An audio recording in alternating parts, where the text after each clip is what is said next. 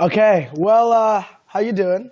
To give you a little bit of basis, I think I got a chance to tell Julia this, but the project I'm working on currently is called Cornell Insider, and the Hmm. purpose of it is for newly admitted Cornell students to try and get ahead of the curve when it comes to recruiting, especially at like the finance level. And I know J.P. Morgan is such a big bank and very big in this function and big in its market. So it'd be great to just hear about a couple of things, what you do, and what you're looking for in an applicant. Yeah, I think it'd sure. be really helpful. So Great. great. So Julio, I wanted to know if you could just tell our audience, our potential audience, um, what you do for J.P. Morgan currently. Yeah, What's your current yeah, role?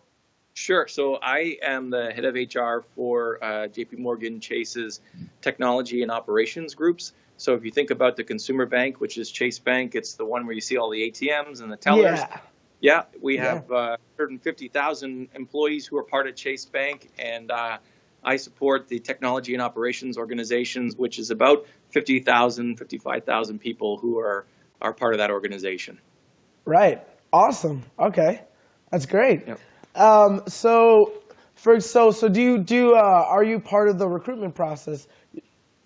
Yeah. So on the operations side, we hire about 10,000 people a year, and on the technology side, it's not quite as much. It's about 1,000 to 2,000 people. We're actually in a growth mode right now, so it's a Right. little bit more than our historical hiring activity. But on both sides, we're actively involved in hiring new people to the organization. Okay. Awesome. That's great. So yeah, I just wanted to know, specifically in recruitment, what does an applicant need to do or put on their resume or maybe their cover letter to Hmm. stand out from the rest? And Yeah. how can they leverage this in order to make them a little bit more competitive in the applicant pool?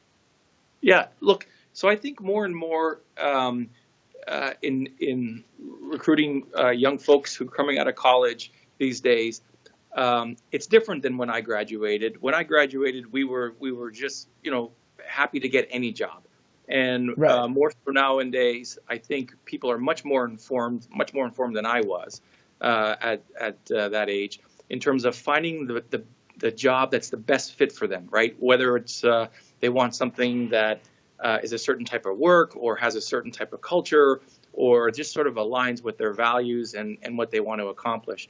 And so I would tell you, coming to work for a bank is not for everybody. Right. It's a highly regulated industry, right? So there's lots of rules that we abide by to make sure we're compliant with government regulations.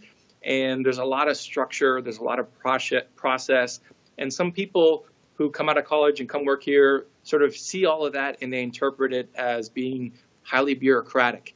I don't necessarily think it is. Right. Um, Right. Right. but people should know if you want to work for a bank, that's the environment you'd be walking into. You'd be walking into a fairly structured environment. Not to say that everything's perfect. We still have lots of opportunity. It's Right. very focused, right? We're not in a position where we can make mistakes with people's money, right? So if you mess up a customer's account, it's not a good scene. In fact, it's a very bad scene, right? And Right. so Of course. we want to make sure the technology works. We want to make sure our employees are pleasant with our customers, and when there's a problem, we're able to fix it as quickly as possible. So. But if you are, a newly graduating person, or you're set to graduate, and you like structure, you like process, you like sort of solving complex problems on a big scale because the banks are huge, they're very big, Yeah, they then are. this is the right place for you. And I would say if you're one of those kinds of folks, demonstrating a track record where you're able to sort of get results in that kind of environment is a good thing. Having a sort of high sense of dutifulness, not necessarily ambition, but just being results oriented and having Right. a bias towards execution. Of course. Yeah. So that makes a lot of sense because banks are very competitive, and obviously, in order to find the applicants that fit best, you're looking for those inherent qualities. So I was wondering specifically, I don't know if you are one of the people that actually does the screening and reads cover letters, but if that's the case, I was wondering if there's anything specific that you're looking for in a cover letter, maybe like one line, or because I know that I've talked to some upper level executives, and they said that in a cover letter specifically, they look for like long term potential in an applicant. So I was Yeah. wondering if you could give me a little bit of basis on that, maybe expand a little bit. Sure. So I would say so we have thousands and thousands of people who apply for jobs, right? We Right. across the consumer bank, we hire 50,000 people. So 10,000 into ops, give or take 1,000 to 2,000 in technology, but then another 38,000 for the rest of Chase Bank. So it's a lot Right. of people who are applying for a lot of openings. And I would encourage people in a cover letter to make sure, one, it's concise, but be able to articulate something that sort of helps differentiate you from other people, right? Right. And get Exactly. noticed. Because recruiters and others, hiring managers who are looking at cover letters are seeing many, many of those things. And so if you're not able to differentiate yourself in some way or capacity, I think it's hard to get noticed, right? And I think just getting noticed, I've often heard from people, just give me the interview, right? I know if I can get the interview, I can get this job. And so I'd Right. say having a cover letter that helps you get noticed, sort of citing any sort of significant accomplishment, awards or certifications or anything like that, that sort of sets you apart from other people, I think is helpful. Right. That's great to hear. Okay, that makes a lot of sense. Um, and you sort of touched on how the new population, the new millennial audience is searching for jobs that are a little try to be more meaningful to them and everything like that.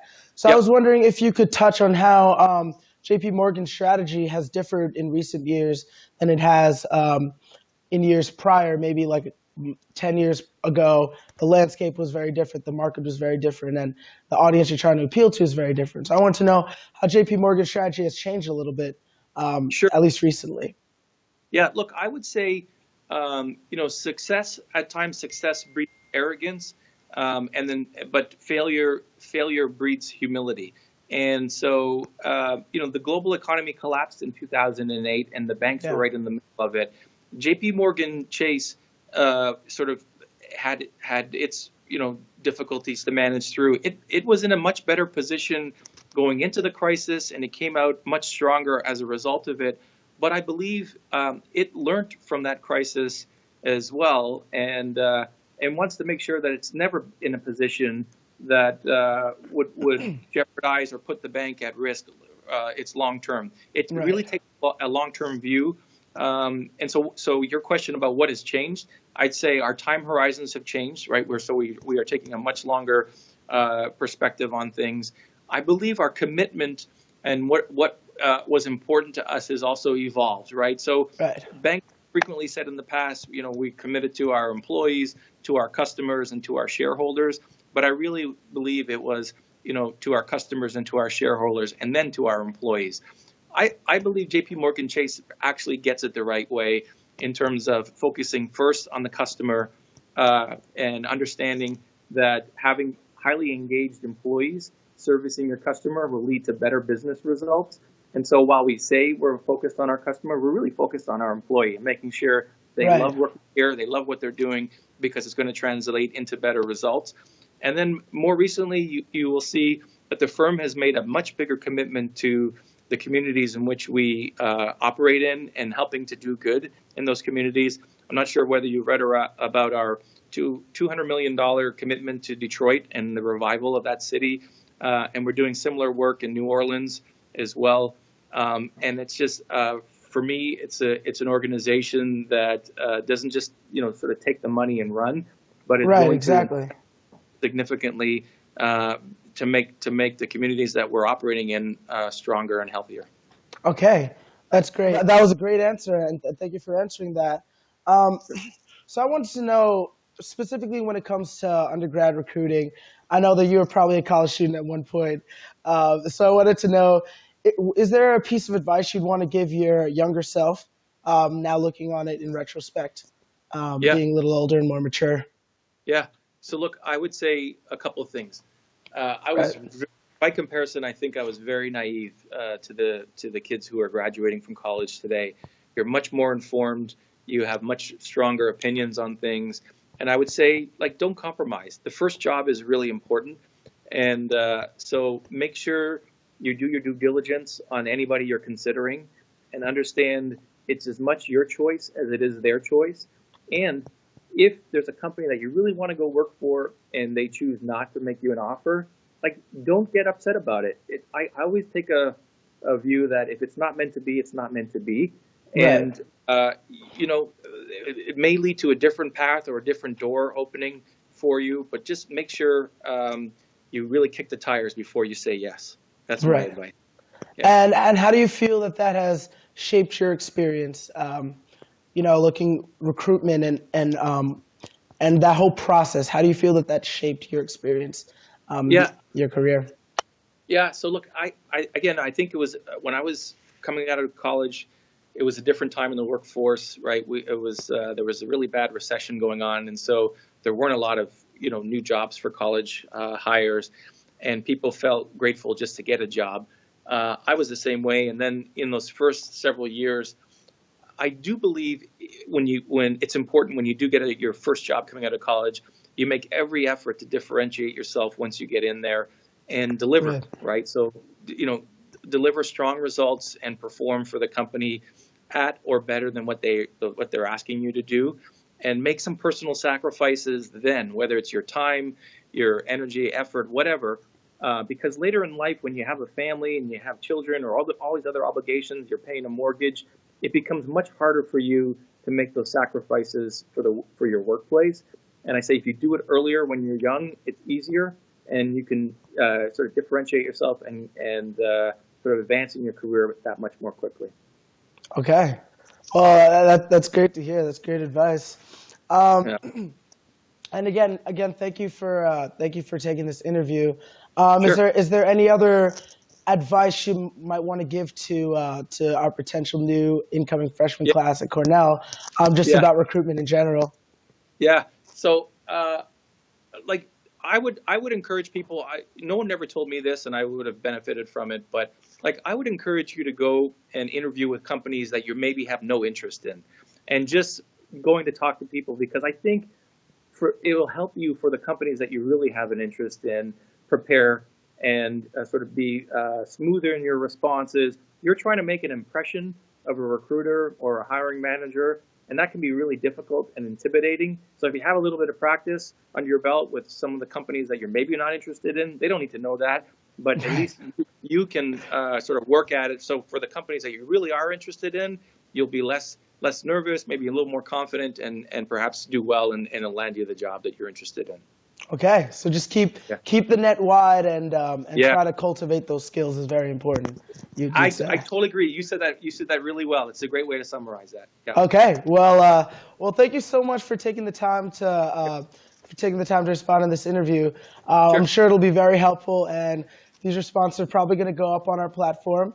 Okay. If you want to get a basis on it, I can send you the link, but it's going to be called CornellInsider.org, and it's going Okay. to be basically a recruitment process experience to try and even the playing field for people, for new incoming freshmen that might not be as well versed in the recruitment process. And I think Okay. they're going to take this advice, and it's going to be very, very helpful for them. So thank you Okay. so much for everything.